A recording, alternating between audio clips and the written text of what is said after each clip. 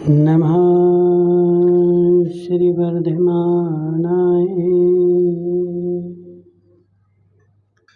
निर्धूर्तकलिलात्मने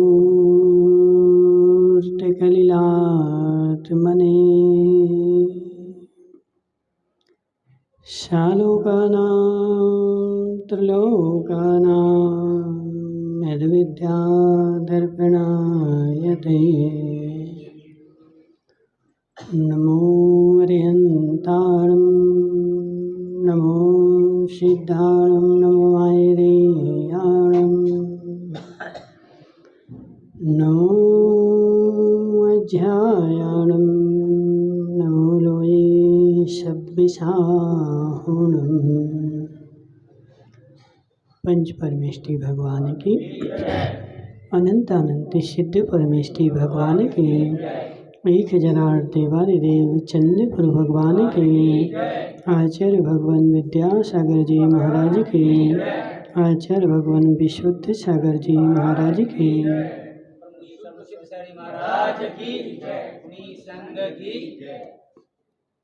मनुष्यों, यहाँ पर विषय चल रहा था कि अरहंत भगवान जो है वह किसको क्या देते हैं, और अरहंत भगवान जो हैं वो किसका क्या लेते हैं। और वास्तव में अरहंत भगवान को देखो, ये संसार में किसी दूसरे भगवान को देख लो। संसार में बहुत सारे भगवान हैं और हमारी मान्यता बनी हुई है कि भगवान हमें कुछ दे दे। तो कौन सा भगवान हमें कुछ दे सकता है? दिनेश भाई, क्या संसार का कोई भी भगवान हमें कुछ दे सकता है? संसार का कोई भी भगवान हमारा कुछ ले सकता है? देखो, पहले क्या है ना, माइंड के जो डाउट है ना उनको क्लियर करना पड़े। माइंड की ज्ञान डाउट में है, वो क्लियर हो जाए तो रास्ता पूरा साफ है। समझना? क्या संसार का कोई भी भगवान मेरा कुछ ले सकता है? क्या भगवान, संसार का कोई भी भगवान मुझे कुछ दे सकता है? मैं उसके ही भरोसे बैठ जाऊं कि ये भगवान जो है सब कर देगा। तो हे जीव, उसमें रामायण में एक बात, रामायण में नहीं,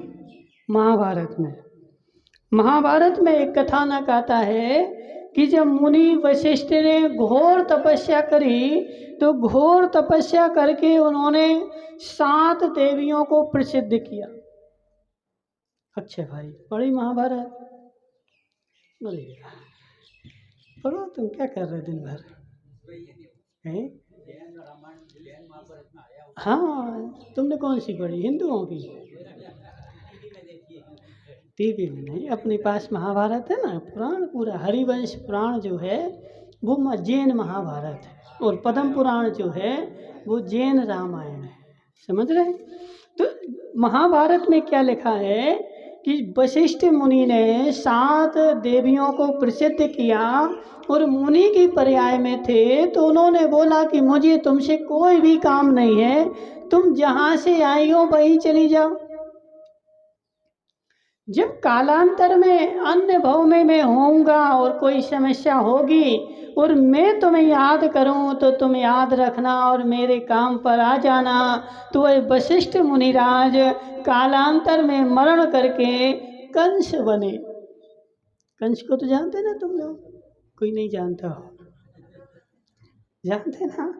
तो एक कंस बने, और जब कंस बने तो कंस को जब पता चला कि मेरी मृत्यु का कारण, जिसके द्वारा मेरी मृत्यु होगी, वह इस पृथ्वी पर जन्म चुका है और अज्ञात रूप से पल रहा है, और उसने सारे काम करके सब अपने योद्धाओं को भेजा लेकिन उसको नहीं मार पाए, तो उन्हें देवियों को बुलाया और देवियों से बोला कि उस भव का बदलाव हमें लेना है, तुम मेरे शत्रु का मरण करा दो।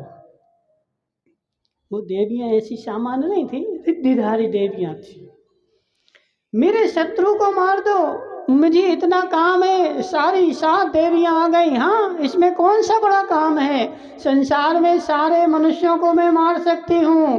और मारने के लिए गई और कृष्ण के पास जाकर के उनको मारने की कोशिश करी, लेकिन कृष्ण ने उनको मार मार करके भगा दिया।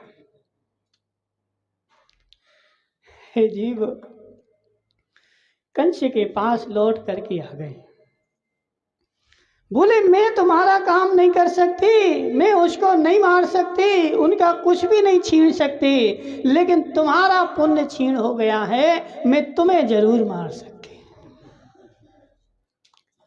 हे जीव, रिद्धिधारी देवियां, शक्तिशाली देवियां, और कृष्ण उस समय किस अवस्था में थे? इस सिद्धम के बराबर तो होंगे ना मोटे ताजे। सिद्धम भाई तुम्हारे जैसे थे कि नहीं थे? हे जीव, वह साल भर के भी बच्चे नहीं थे, छोटे से थे, और वह उनको 7 महादेवियां नहीं मार पाई। क्यों? क्योंकि उनका पुण्य प्रबल था। जिनका पुण्य प्रबल है उनको कोई मार नहीं सकता, और जिनका पाप प्रबल है उनको कोई बचा नहीं सकता। विनोद भाई क्या बोला? जिनका पुण्य प्रबल है उनको कोई मार नहीं सकता, और जिनका पाप प्रबल है उनको कोई बचा नहीं सकता। साक्षात भगवान क्यों ना आ जाए, लेकिन उनको बचा नहीं सकते। जिनका पाप प्रबल है और जिनका पुण्य प्रबल है, साक्षात यमराज आ जाए तो उनको ले जा नहीं सकते। ये सिद्धांत का अकाट नियम है, और इसके ऊपर श्रद्धा हो जाए तो मेरा संसार प्रवण खत्म हो जाए। नहीं पता सबको है। राजमल जी, राजमल हो रहा था, पता है कि नहीं पता है? पता तो है, पता तो सबको है। जो मैं करूँगा वही मुझे मिलेगा, और जैसा करूँगा वैसा मिलेगा। सबको पता है कोई ऐसा आदमी जिसको नहीं पता हो? आशीष भाई पता है कि नहीं? क्या पता है? जैसा जैसी करनी वैसी भरनी, सबको पता है। और अपन लोग बोलते हैं, लेकिन पता होने के बाद भी इस बात के ऊपर श्रद्धा नहीं है, विश्वास नहीं है। इस बात का मुझे विश्वास नहीं है। यदि विश्वास हो जाए तो मैं सुखी हो जाऊं, और विश्वास नहीं हो तब तक 3 काल में मैं सुखी हो सकता हूँ नहीं है। हे जीव, मैं संसार में भटक रहा हूँ। ये भगवान नहीं तो वो भगवान हमें सुखी कर दें। इन भगवान ने नहीं सुनी तो चलो उन भगवान के पास चले जाएं। हे जीव, कोई डॉक्टर थोड़ी है। जी डॉक्टर नहीं तो वो डॉक्टर के यहाँ चले जाओ, वो डॉक्टर नहीं तो वो डॉक्टर के यहाँ चले जाओ। और वास्तव में देखो, अपन लोग संसार में भटकते हैं, ये हमारी मूर्खता है, ये हमारी दुर्बुद्धि है। देखो क्या होता ना अक्षय भाई, कई बार तुम डॉक्टर के यहाँ गए, हाथ दिखाया, उसने दवाई लिख दी। अब वो कोर्स जो था ना दवाई का 7 दिन का था, और सेठ जी साहब ने 4 दिन उस डॉक्टर की दवाई ली। अरे कोई आराम नहीं, चलो दूसरे के यहाँ चलो, अच्छा नहीं है। दूसरे के यहाँ गए, उसने 3 दिन का कोर्स और दे दिया। 7वें दिन बिल्कुल ठीक हो गए। अरे ये डॉक्टर अच्छा है, ये डॉक्टर खराब है। हे जीव, उसकी प्रोसेस ही 7 दिन की थी, और 7 दिन में तुझे ठीक होना था। 4 दिन का उसने दे दिया और 3 दिन का इसने दे दिया। अब तूने इसको निमित्त मान करके ये डॉक्टर अच्छा है और ये डॉक्टर खराब है, लेकिन वास्तव में दवाइयाँ तो वो ही हैं। और बेचारा संसार में यहाँ से वहाँ, वहाँ से वहाँ भटकता रहता है। इनके यहाँ चलो और उनके यहाँ चलो। तो हे जीव, ये भटकन ही हमारी मूर्खता है। दादाजी क्या नाम बताया था तुमने? महावीर दादा, महावीर दादा सत्य बताओ, कौन से भगवान तुम्हें धन देंगे? अस्त्रधारी, वस्त्रधारी कि शस्त्रधारी कि बिन नग्न भगवान तुम्हें सुख देंगे? हे जीव, कोई भी भगवान नहीं देगा। और वास्तव में ऐसा है कि यदि तूने उसकी चाह में, सुख की चाह में, धन की चाह में यदि उल्टी राह और पकड़ ली तो और तू जो है और बीमार और हो जाएगा। विनोद भाई, तू बीमार था और डॉक्टर के पास गया ठीक होने के लिए, और डॉक्टर तुझे गलत मिल गया। और आजकल देखो क्या है जी, गांव में जितने भी झोला छाप डॉक्टर हैं जी, डॉक्टर नहीं है, हत्यारे हैं। महाराज ऐसी काहे बोल रहे हैं? जितनी जी अनपढ़ डॉक्टर हैं, झोला छाप डॉक्टर हैं, ये सब मरीज को और बीमार करने वाले हैं। आशीष बीमार हुआ, वो सोचता है मैं आज ही ठीक हो जाऊं। अहमदाबाद जाएगा, डिग्रीधारी डॉक्टर के यहाँ जाएगा, 4 दिन लगेंगे। वो एक ही गोली देगा, 2 नहीं देगा, एक गोली 4 दिन में खाओ और 4 दिन में तुम ठीक हो जाओगे। लेकिन यहाँ झोला छाप के पास जाओगे, वो थैला भर के एक ही दिन में देगा, खाओ जी तुम सुबह से शाम तक। और सुबह से शाम तक खाते रहो।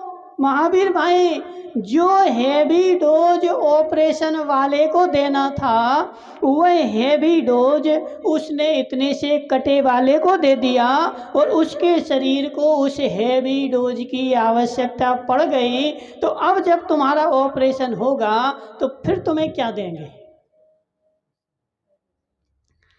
एक देखो, दवाई देने के लिए जो MBBS करता वो मूर्ख नहीं होता। MBBS वाले को 5 साल तक अपनी बुद्धि लगानी पड़ती है। वहाँ क्या बताते हैं? मरीज का शरीर देखो, उसकी प्रकृति देखो, उसका अनुपात देखो, वो कितनी मात्रा में पचा सकता है, ये सारा अनुभव कराते हैं, पढ़ाते हैं। अब जो बेचारा पढ़ा नहीं है, मेडिकल खोल के बैठ गया, यहाँ है कोई मेडिकल वाला? कोई नहीं बैठा। हाँ, आजकल अपन लोग क्या करते हैं ना, मेडिकल पे गए 10 रुपया की दवाई दे दो, है ऐसे ही होता कि नहीं होता? हाँ, वो किराने की दुकान वाले जो रख रहे ना, वो सब हत्यारे हैं। वो डेली की यूज वाली भी है, लेकिन अध्यक्ष जी, वो तुमने उसको दवाई के लिए रोटी बना लिया। दवाई के लिए रोटी बना लिया, और वो ड्रग्स है। इंग्लिश में क्या बोलते हैं? ड्रग्स है। तो ड्रग्स का मतलब क्या होता है? वह नशा है। और तुमने उस दवाई को किराने की दुकान पर से ला करके और सुबह शाम रोटी के साथ खाना प्रारंभ कर दिया। यदि किराना वाला दवाई जानता हो तो फिर इतनी बड़ी बड़ी डॉक्टर बनने की आवश्यकता क्या है? बोलो अक्षय भाई। यदि वो किराने वाला, हींग जीरे बेचने वाला यदि दवाई देने लगे और दवाई बेचने लगे, तो फिर इतने MBBS MD और इतने करोड़ों की अरबों की दवाइयाँ रखने की, खोलने की आवश्यकता क्या है? इन किराने वालों को दे दो सब। हे जीव, इनको तुम्हारे शरीर का अनुपात नहीं पता, इनको तुम्हारे शरीर की प्रकृति नहीं पता, इनको रोग की जड़ नहीं पता। तुमने बोला पेट दर्द कर रहा, उन्हें पेट की दवाई दे दी, लेकिन ये तो बताओ कि पेट दर्द कर क्यों रहा है? ठंडी से कर रहा है, गर्मी से कर रहा है, या कुछ खाने से कर रहा है, या मौसम से कर रहा है? तो उस पेट दर्द की भी अलग अलग दवाइयाँ होती हैं, लेकिन वो तो एक ही लगे ना। तुम लोग बोलते ना गाँव में, नीली पन्नी की, पीली पन्नी की। बर्नवान जी, कौन सी चाहिए तुम्हें बता? नीली पन्नी, पीली पन्नी, समझ रहे ना। तो उन्होंने तो पन्नी देख करके और तुम्हें दे दी और तुम खाते रहे, और बाद में तुम्हारे शरीर की प्रकृति ऐसी हो गई कि कोई भी दवाई तुम्हारे शरीर के ऊपर काम नहीं करती है। इसलिए ये जो है ना, ये दवाई वाले नहीं है, ये हत्यारे हैं। हमें तो आज ही ठीक होना है, ठीक नहीं होगे ठीक ही हो जाओगे। समझ रहे। तो ऐसे में क्या होता ना, जी शरीर की जो है हमारी उम्र घटती जा रही। जो आदमी 100 साल जीने वाला था, इन दवाइयों का आदी हो गया, दवाइयों को भोजन बना लिया, वह 60 साल में ही चल बसा, क्योंकि उसके शरीर का जो शक्ति थी, इम्यूनिटी थी, वो सारी ख़त्म कर दी। तो ऐसे है जीव, समझ मेरी बात को। जैसे ये झोला छाप डॉक्टर हैं, ऐसे ही संसार के सारे भगवान हैं। तूने अपने जन्म जरा मृत्यु का रोग, जल चढ़ाते ना तुम लोग, क्या बोलते हो? तो भगवान के पास आए ना, तो कौन से रोग को नाश करने के लिए आए? हमें जन्म जरा मृत्यु का रोग लगा है, और उस रोग की औषधि कहाँ मिलती है? तो अरहंत भगवान के पास मिलती है, क्योंकि वह उस रोग से ठीक हो गए। विनोद भाई, तुम्हें कौन सा रोग ठीक करना है? गांव में किसी को हार्ट का ऑपरेशन करवाना हो तो अपन गांव में किसके पास पूछने जाते हैं? हाँ, जिसने पहले करा लिया है और करा करके ठीक हो गया, उससे पूछते हैं कि तुमने वो हार्ट का ऑपरेशन कहाँ करवाया था, हमें भी करवाना है, तो हमें भी ठीक होना है। तो ऐसे है जीव, जिसके यहाँ जिसने करवा चुका है और करवा करके ठीक हो गया। बैठ जा मार साहब, बैठ जाएंगे, कोई दिक्कत नहीं। सुनो हमारी बात। जिसने करवा लिया है और करवा करके ठीक हो गया है, तो उसी डॉक्टर के हम जाएंगे। तो आशीष भाई, हमें कौन सी रोग की दवाई चाहिए? तो जन्म जरा मृत्यु रोग मुझे घेरा है और इसकी दवाई मुझे चाहिए है, तो कौन से डॉक्टर के पास जाओगे?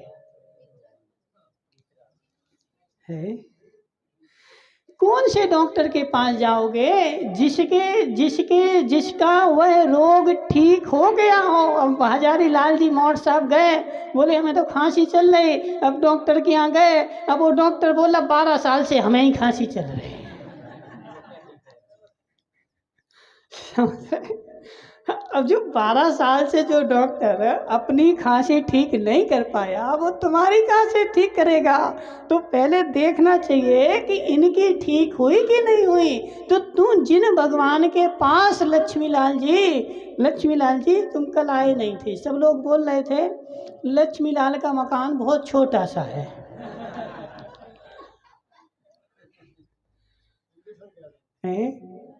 अंधेश्वर गए थे ना, तो तुम्हारा मकान छोटा है कि बड़ा है? हे जीव, समझ बात को। जन्म जरा मृत्यु रोग मुझे लगा है और उस रोग की दवाई मुझे चाहिए है, तो वह डॉक्टर ढूंढ जिसकी बीमारी ठीक हो गई है। और तू उस डॉक्टर को ढूंढेगा जिसके पास बीमारी लगी हुई है, तो तुम्हारी ठीक होने वाली नहीं है। अरहंत भगवान जन्म जरा मृत्यु से परे हो गए, उन्होंने अपनी बीमारी ठीक कर ली है। और संसार में जितने भी भगवान हैं, देखो, क्योंकि झोला छाप तो सब जगह ही होते हैं, असली नकली झोला छाप, ऐसा कोई क्षेत्र नहीं है जहाँ पर असली नकली नहीं होता हो। बोलो हजारी लाल जी, होता कि नहीं होता? अब तुम मास्टर हो, तुम्हारे क्षेत्र में भी असली नकली होता कि नहीं होता? एक बेचारा एक ऐसा मास्टर है कि वो पढ़ाने तो आता है, लेकिन उसको स्वयं नहीं आता पढ़ना, है कि नहीं है? स्कूलों में वो प्रिंसिपल बने बैठे, बड़ी बड़ी पोस्टों पे बने बैठे हैं, इंग्लिश के मास्टर हैं, लेकिन उनको इंग्लिश के 26 अक्षर भी नहीं आते। वो नकली मास्टर है, समझना। अब वो ठीक है, उसका पुण्य तेज था तो पुण्य तेज होने के कारण पोस्टिंग हो गई और पोस्ट मिल गई, लेकिन पुण्य तेज होना अलग चीज़ है और ज्ञान तेज होना अलग चीज़ है। तो असली नकली जो है वह हर क्षेत्र में होते हैं, धर्म के क्षेत्र में भी होते हैं, असली भगवान और नकली भगवान। और वास्तव में नकली में चमक ज़्यादा होती है। असली जो सोना होगा उसकी चमक तो भले कम हो जाए, लेकिन नकली जो पीतल होगा उसकी चमक ज़्यादा होती है और आदमी चमक को देख करके उसकी ओर आकर्षित होता है। सिद्धम भाई, इसलिए चमक को नहीं देखना, असली गुणों को देखना। संसार में जितने भगवान हैं पहले यह देखना इनके जन्म जरा मृत्यु के रोग नाश हुए कि नहीं। यदि उनके नाश हुए हैं तो वो तुम्हारे नाश कर पाएंगे, तुम्हें नाश करने का रास्ता दिखा पाएंगे। और यदि उनके ही नाश नहीं हुए, वो स्वयं बेचारे डंडा लेकर के बैठे, तो डंडा लेकर के क्यों बैठे? बोलो दिनेश भाई, डंडा लेकर के क्यों बैठे?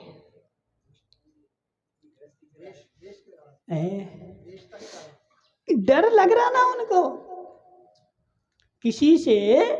या तो देखो, डंडा दो ही अवस्थाओं में लिया जाता है, या तो तुम्हें किसी से डर लगे तो तुम डंडा लोगे, या तुम्हें किसी को डराना हो तो डंडा लोगे। सही है कि नहीं? पुलिस वाले डंडा क्यों लिए रहे थे? क्योंकि हमसे सब लोग डरे हैं। तो पुलिस दूसरों को डराने के लिए डंडा लेता है, और जो बेचारा गरीब है वो उसको दूसरों से डर लगता है, इसलिए डंडा लेकर के जाता है। तो जो डंडा लिए है वो भगवान नहीं होता है। पर विश्वास अक्षय महर्षा हे जीव, जो डंडा लिए है, अस्त्र लिए है, वस्त्र लिए है, शस्त्र लिए है, वह भगवान की कोटि में नहीं जाता। वह जो है वह खोटा है। यदि उसके बाद यदि तुम अपने इलाज कराने जाओगे तो तुम्हारी बीमारी और बढ़ जाएगी। लेकिन बेचारे दिनेश को तो धन चाहिए है। हे भगवान दे दो धन, हे भगवान दे दो धन। अब ये नहीं दे रहे तो चलो दूसरे की। अपने मस्तिष्क में ऐसा बैठा रहता है। जी भाई ने बोला दिनेश से, बोले दिनेश भाई, हम तो इन भगवान के 12 साल से दर्शन करते रहे, अभिषेक करते रहे, हमें 1 रुपया नहीं मिला। देखो उन भगवान के यहाँ एक ही बार गए और माला माल हो गए। अच्छा, दिनेश बोलेगा हमें भी ले चलो। सही है कि नहीं? हमें भी तो ले चलो। वो कौन से भगवान है एक ही बार में माला माल कर देते हैं? और बेचारा वहाँ भी जाने को तैयार हो गया। हे जीव, तेरे मस्तिष्क का निर्णय जो था वह पक्का नहीं था, वह कच्चा था। रेवती रानी के जैसे तुम्हारा निर्णय पक्का हो। रेवती रानी को जानते नहीं जानते? आना तो बोलो, तुम लोग बिल्कुल कुछ जानते ही नहीं, हम क्या करें। बच्चे जानते, छोटे छोटे बच्चे जानते। रेवती रानी कौन थी? कौन थी जराजमल जी? तुम्हारे घर में तो नहीं थी? हाँ, कौन थी? क्या आता है? नहीं पता, नहीं पता।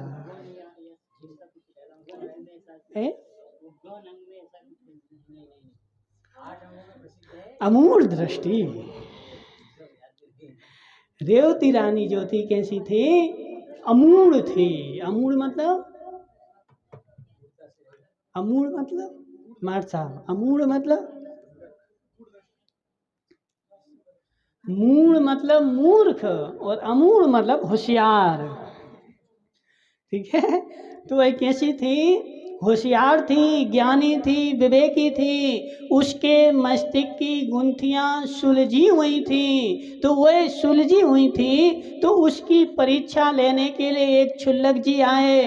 तो उन्होंने नगर में ब्रह्मा का रूप रख लिया और ब्रह्मा का रूप रख करके सारे नगर को वरदान देने लगे और सारा नगर लहर में लग गया। लक्ष्मी लाल जी भी चले गए। धन मिल रहा था, ब्रह्मा जी आए हैं, जो भी उनके जो वरदान मांगेगा वो पूरा होता है। लक्ष्मी लाल जी ने मांग लिया हमारे ऐसे 50 मकान और बन जाएं ब्रह्मा जी। सबने मांगा, लेकिन किसने नहीं मांगा? रेवती रानी ने नहीं मांगा। क्यों नहीं मांगा? उसकी गुत्थी सुलझी थी, कोई कुछ दे नहीं सकता और कोई कुछ मेरा ले नहीं सकता। वह ब्रह्मा के पास गई ही नहीं। मुझे ब्रह्मा के पास नहीं जाना है, मुझे कोई ब्रह्मा से आवश्यकता नहीं। सारा नगर गया, ब्रह्मा जी ने सारे नगर को संपत्ति बांटी। सबने रेवती रानी से कहा, लेकिन रेवती रानी नहीं गई। कोई दे ही नहीं सकता, स्पष्ट बोल दिया उसने। कोई दे ही नहीं सकता और कोई ले ही नहीं सकता। ब्रह्मा जी रेवती रानी को देखते रहे और फिर उन्होंने अपनी माया समेट ली और समेट करके विष्णु का रूप बना लिया। सारा नगर चला गया, फिर चला गया। देखो अपन तो ऐसे है कि गंगा गए तो गंगा जहाँ नोट बरस रहे हो है। अपन तो देखो, अपन तो क्या बोलते हैं, सब भगवान एक हैं, सबके भगवान एक हैं, और जहाँ पैसा मिल रहे हो सो हम तो जो नारियल है, एक नारियल ही तो लगना है। क्या लगना होता आशीष भाई, क्या लग रहा है बता? कोई भी भगवान है तो भगवान क्या मांगता है? एक नारियल ही तो मांगता है। 20 रुपया का नारियल है, चढ़ाया हम तो चढ़ाए आएंगे। और जहाँ बट रही हो रेवड़ियाँ सो तैयार हैं, सो विष्णु आए, सो सारे नगर के लोग गए, लेकिन कौन नहीं गया? रेवती रानी नहीं गई। फिर तीसरी बार उन्होंने अरहंत भगवान का तीर्थंकर का रूप बना लिया और समर्पण लगा दिया। सारे लोग चले गए, लेकिन फिर भी रेवती रानी नहीं गए। क्यों है? क्यों नहीं गए? अब तो तीर्थंकर हैं तो अब तो हम जाएंगे। हे जीव, तीर्थंकर 24 ही होते हैं और वह आदिनाथ से लेकर महावीर तक हो चुके। अब जो 25वां कोई तीर्थंकर आया है तो जरूर बहरूपिया है। मैं इसके झांसे में नहीं आऊंगी और मैं इसके पास नहीं जाऊंगी। नहीं गई। चारों तरफ वो क्षुल्लक जी देख रहे हैं कि आई नहीं आई नहीं, अब तो आना था, लेकिन उसके मस्तिष्क की गुंथियां जो थी वह सुलझी हुई थी। हर तरफ से, पूरी तरफ से रेवती रानी को लोभ दिया, लेकिन वो किसी के लोभ में नहीं आई। अब चौथी बार उन्होंने एक अपना क्षुल्लक का रूप बनाया, असली और रोगी क्षुल्लक का रूप बनाया, और गांव में खबर फैलाई कि क्षुल्लक जी आ रहे हैं। अब कोई नहीं गया। क्यों? अरे कौन जाए, कौन सेवा करे, कौन चौका लगाए, कौन ले आए? कोई नहीं गया। क्यों नहीं? लेकिन अब गई रेवती रानी। क्यों गई? क्यों गई? अरे मैं श्रावक हूँ और देव शास्त्र गुरु की सेवा करना मेरा कर्तव्य है। अब गांव के लोग नहीं गए। गांव के लोग तो काहे के लिए जा रहे थे? तो धन लेने के लिए जा रहे थे। अब रेवती रानी गई, क्षुल्लक जी को लाई और ला करके चौका लगाया और हार करवाए और पड़गाहन करके अब क्षुल्लक जी अपने असली रूप में आए और उन्होंने आशीर्वाद दिया कि मैं यहाँ जो था वो तुम्हारी परीक्षा लेने आया था और तुम जो है परीक्षा में पास हो गई। जीव उसके मस्तक में कोई मूर्ता नहीं थी, उसके मस्तक में था कि 25 तीर्थंकर होते नहीं हैं और संसार के रागी द्वेषी देव मुझे कुछ दे सकते नहीं हैं, भले कितना सोना बरस रहा हो, लेकिन वो नहीं गई। और सच्चा जब देव 25वें तीर्थंकर भी बनाए तो भी नहीं गई, क्योंकि बहरूपिया है। लेकिन उसको पता था इस काल में अरहंत तो नहीं होते, लेकिन क्षुल्लक मुनिराज होते हैं, क्षुल्लक जी होते हैं। तो क्षुल्लक को लेने के लिए गई और उसने अपना कर्तव्य पूरा किया। उसके मस्तक में कुंतियाँ सुलझी हुई थी। हम तो महावीर जी क्या करते बताओ, सब जगह तीर्थ क्षेत्रों पे जाते हैं, कोई भी भगवान मिलते हैं और जैसे ही होता। आजकल तो पंचम काल है, चमत्कार कोई नमस्कार है। क्यों है चमत्कार को नमस्कार? क्योंकि हमारा मन जो है वो स्थिर नहीं है, हमारी जो बुद्धि है वो स्थिर नहीं है। जहाँ चमत्कार हो रहा हो तो चल दो, और क्या करना, तो एक नारियल ही तो चढ़ाना है। हे जीव, वह नारियल नहीं है, तुम्हारी श्रद्धा है। वह नारियल नहीं है, तुम्हारा धर्म है। वह नारियल नहीं है, तुम्हारे अंदर की दृढ़ता है। तो तुम सब जगह चढ़ाने के लिए लगे हुए हो, इसका मतलब है तुम्हें भगवान का निर्णय अभी तक है नहीं है। और धन के पीछे ये भगवान नहीं दे रहे तो वो भगवान है। जीव, कोई किसी को कुछ दे सकता है नहीं है, और कोई किसी का कुछ ले सकता है नहीं है। हमें जो मिलेगा वह हमारे करने का ही मिलेगा, पुरुषार्थ का ही मिलेगा। जो जो मैं करूँगा उसका फल ही मुझे मिलेगा। अच्छा करूँगा अच्छा मिलेगा, और बुरा करूँगा तो बुरा मिलेगा। हे जीव, अब भाई वो सोच रहा है, बोले भगवान नहीं दे सकते तो हम काहे को जाएं। बहुत सारे लोगों के मन में प्रश्न होता है कि जब भगवान नहीं दे सकते तो हम भगवान के पास जाएं काहे को। हे जीव, भगवान के पास में धन लेने के लिए नहीं जाता हूँ, भगवान के पास में जाता हूँ अपना रोग मिटाने के लिए। और इन्होंने रोग मिटा दिया है, और वह रास्ता पूछने के लिए जाता हूँ। हे भगवान, तुम भगवान कैसे बने, वह रास्ता मुझे बता दो। हजारी लाल जी, भगवान के पास काहे को जाते तुम? है आशीष भाई, काहे को जाते भगवान के पास? बोलो महाराज, दुकान मुकान चल जाए थोड़ी, बेटे की शादी आदि हो जाए। अध्यक्ष जी, सत्य कि नहीं?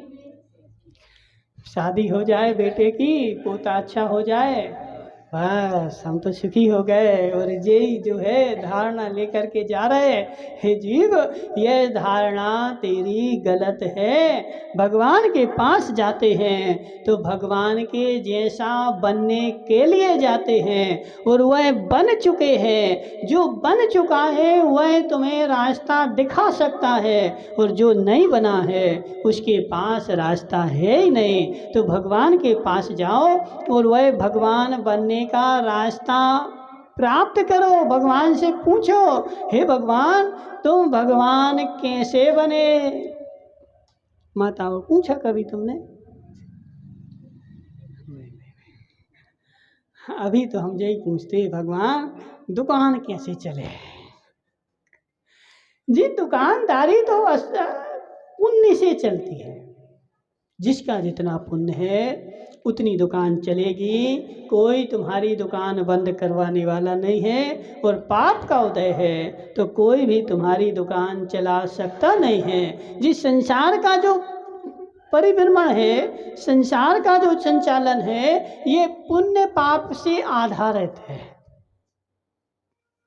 अध्यक्ष जी, तुम पुण्य आत्मा हो कि पापी हो? पुण्य आत्मा हो कि पापी हो? पुण्य आत्मा, बहुत बढ़िया। वर्तमान के पुण्य आत्मा हो कि भविष्य के पुण्य आत्मा? जीव, वर्तमान के पुण्यात्मा वास्तव में पुण्यात्मा नहीं है। क्यों नहीं है? क्योंकि वो आदमी तो रखा रखाया खा रहा है। बोलो, एक बेटा था और उसके पिताजी 1 करोड़ रुपया उसको दे करके चले गए और उस बेटे ने 1 करोड़ रुपया से पूरे जीवन भर खाया और अपना जीवन जिया। बोलो, होशियार है कि गधा? कमाया कुछ नहीं है। जो पिताजी रख गए थे उसको खाता रहा जीवन भर। होशियार है कि नहीं? क्यों? जीव तो ऐसा हमारे साथ तो नहीं कि हम पुण्यात्मा हैं। तो पुण्यात्मा हम खाने वाले हैं कि कमाने वाले हैं? विनोद भाई, खाने वाले हैं कि कमाने वाले हैं? जितना खा रहे हैं उतना कमा रहे कि नहीं?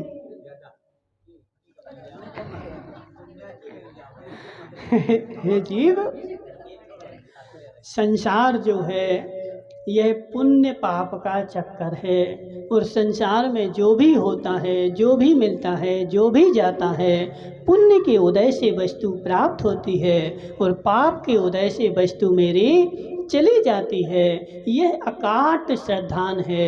ना कोई संसार का भगवान मुझे देता है और ना कोई भगवान संसार का मुझे लेता है। मैं भगवान के पास आता हूँ तो मात्र किस लिए? अपनी विशुद्धि बढ़ाने के लिए, पुण्य बढ़ाने के लिए। मेरा पुण्य बढ़े तो भगवान की जो निस्वार्थ भाव से सेवा करता है उसी का वास्तव में तीव्र पुण्य बढ़ता है। और जो स्वार्थ लेकर के भगवान के पास आता है उसका तीव्र पुण्य नहीं बढ़ता। क्योंकि प्रति समय इच्छा लगी हुई है, अक्षय भाई मेरी दुकान चल जाए, मेरी दुकान चल जाए, मेरी दुकान चल जाए। तो दुकान ही दुकान तेरे मन में थी, तूने धर्म किया कब?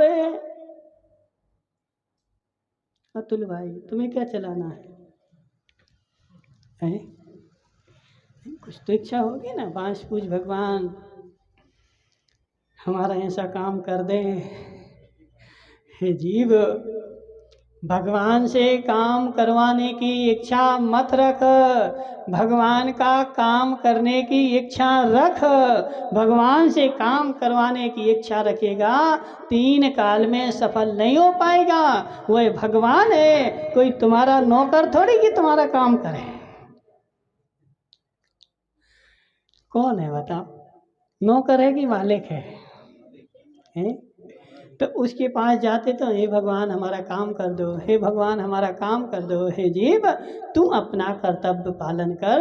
मेरा जो कर्तव्य है, देव पूजा, गुरु पास्ती, स्वाध्याय, संयम, तप और दान, मेरे 6 जो हैं वो क्या हैं? मेरे कर्तव्य हैं। यदि मैं अपने कर्तव्य करूँगा तो सामने वाला भी अपना कर्तव्य करेगा और मेरा काम जो है हो जाएगा।